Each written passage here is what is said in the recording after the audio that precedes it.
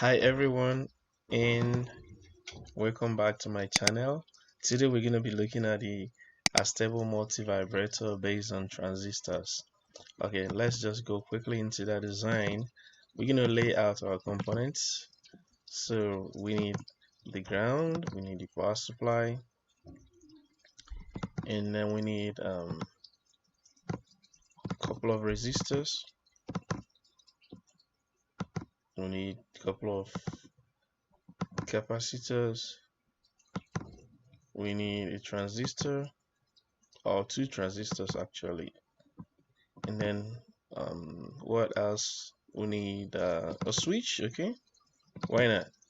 We need a switch, and finally we need an LED. All right,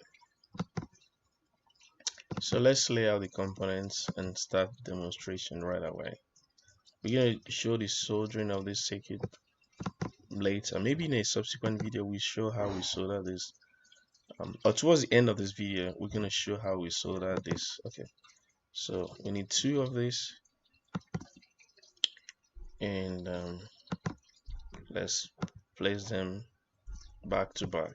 Right, and then we need an LED from this point, and then we need a resistor. Let's make a copy of this. All right, and then we need a power supply,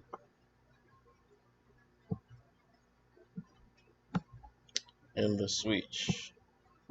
And we can, if you remember one of the videos we did some time ago, we showed transistor as a switch, and you can see how easy it is to build a switch with your transistor. This is the positive going right there. If you remember the circuit, so let's just try this. Let's test this out. Let's make this 6 volts power supply. Okay, and we're gonna pull this up and close this circuit. Let's run a simulation and see what happens. Alright, bunch of components are not connected, but you can see the LED comes on. So let's turn it off, off, on, off, and off, on. So let's build this circuit twice. Okay, let's build this one here. Resistor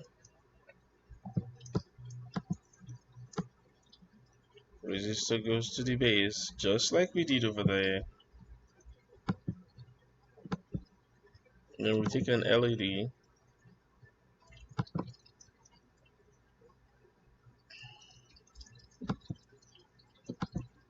Now, I'm sure you're gonna notice there's an error with the design, or should I say an error? Yeah, there's something wrong with the way we did this design on the right hand side. There's no limiting resistor for the LED, so let's give it limiting resistor. Okay, I'm gonna just make allowance for that. Okay, let's move this resistor up a little bit.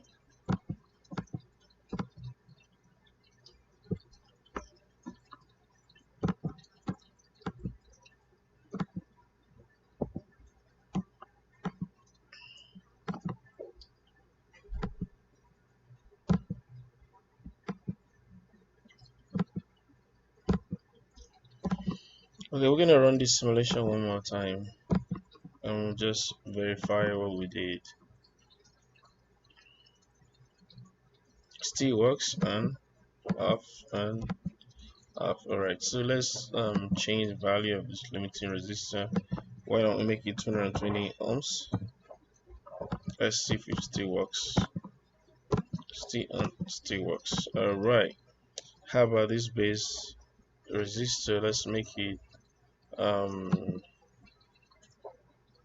what do you think? Let's increase the value. Let's make it 22. Let's make it 10 kilo ohms. Why not? Still functions. Alright, so 10 kilo ohms is fine. So we'll leave it that way. So we're gonna do the same here. We're gonna copy that circuit, make this 10 kilo ohms. We're gonna put a limiting resistor for this circuit.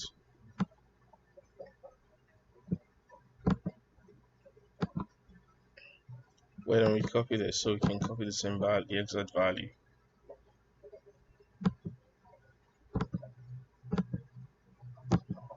Alright. So far so good. Let's connect up the power supply and connect up the ground.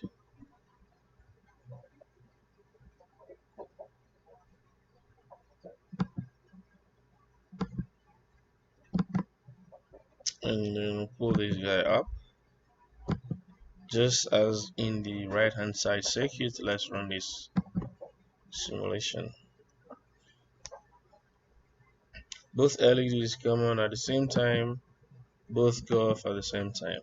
So what we want to do now is to have this circuit turn on and off automatically in one after the other. To do this, so this circuit is working fine, right? As you can see. Now, on the simulation, we can see both are on. We can use a switch to turn it to turn both off. Actually, both off, both on. Now, we want to make this circuit to turn themselves on and off alternately. How can we do that? Let's stop the simulation and make little change to the circuit. Okay, and this is not a change. This is just to make room for a little adjustment, right? We're gonna add more components, but the change is it's coming. It's coming. This is not it yet. Okay, so we haven't changed anything yet. Let's just prove that.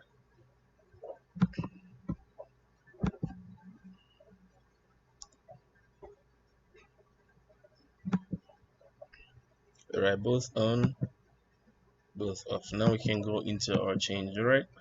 So the change we want to do now is, let's stop the simulation. We're gonna add this capacitor. So we're gonna make room for the capacitor.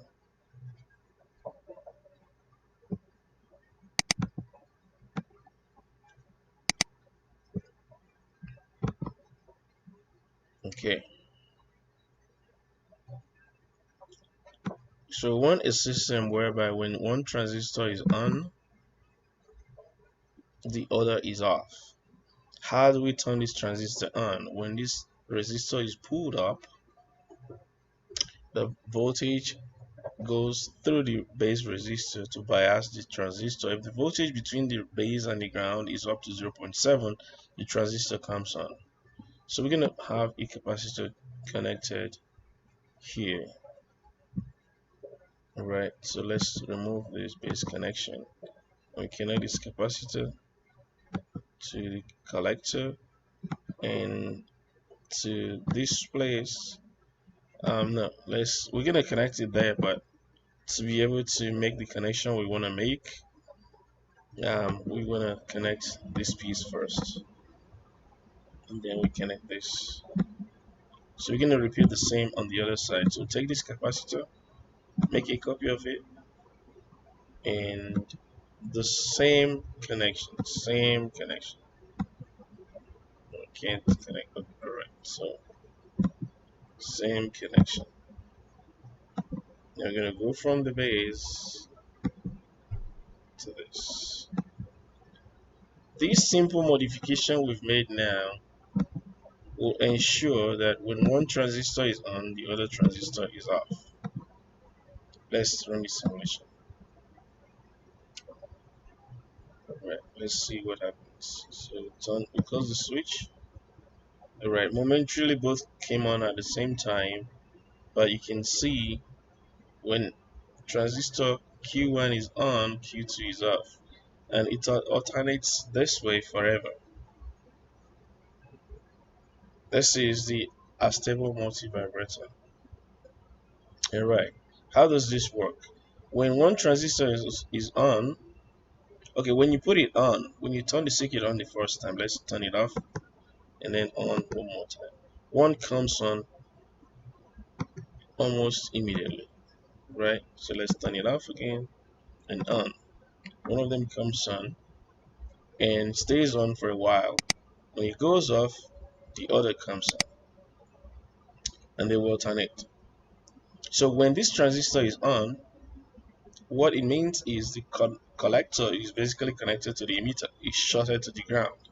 When that happens, this transistor is shorted to the ground. This this capacitor is shorted to the ground, and it begins to charge through this R2. When it charges up to a point that is above 0. Up to or greater than or equal to 0.7 volts, it will turn this transistor on. When this transistor turns on, the collector is basically grounded again, which means the LED will be the circuit for the LED will be complete, so the current can flow through the LED to the ground, and the LED comes on. At that time, this capacitor begins to discharge, and this capacitor begins to charge through R1. So C1 charges through R1, C2 charges through R2, and then each discharge through their respective transistors. And this cycle goes on forever. So if you change the value of the resistor, you change the frequency. Let's change the value of this resistor. Let's make it a little bit lower. Okay, let's make, well, this is more than a lot of it, 10 times lower. Let's see. So the frequency is going to be higher. You can see the flashing. It goes quickly, right? Because it takes little time to charge and it takes little time to discharge. Right. Let's increase the value again. I will give you the formula. The formula is 1.44 divided by RC. 1.44 divided by RC. That's the time on. Time on for each transistor. So the frequency will be 1 over that. So time on for each transistor is 1.44 divided by RC. So for this transistor will be R1 C1, and then for the other transistor will be R2 C2, the value. Okay, if you want them to be equal, then value of transistor of capacitors and resistors. If you want them to be different values, you can use different values. So let's try here. Let's make this 1K and the other remains 10K. So it stays on longer, and when it goes off, R2 Q2 goes on for a brief moment, and then R1 comes back on, stays a little bit longer, and then it goes to R2 and then comes back. So the ratio is not 1 to 1. So let's make it 1 to 1 by increasing the value of resistor here, making it equal. Okay, multiply by 10. You can also change the value of the capacitor and you get the same. If you reduce this by 10, reduce the resistor also by 10, making them effectively flash faster for both of them at the same rate. 1 kilo, 1 kilo. Um, Alright, I have to run the simulation one more time. 1 kilo ohm each, so they're gonna flash a little bit faster. The frequency is higher. Do you notice that flashing quickly? Initially, there's a glitch. There's this kind of race condition which one comes on first, but after the initial glitch, it settles in. In your transistor, when you build this out, you will not notice that unless you have an oscilloscope. You will notice that jitter at the beginning just flashes. But you can see when one is on, the other is off, and it continues.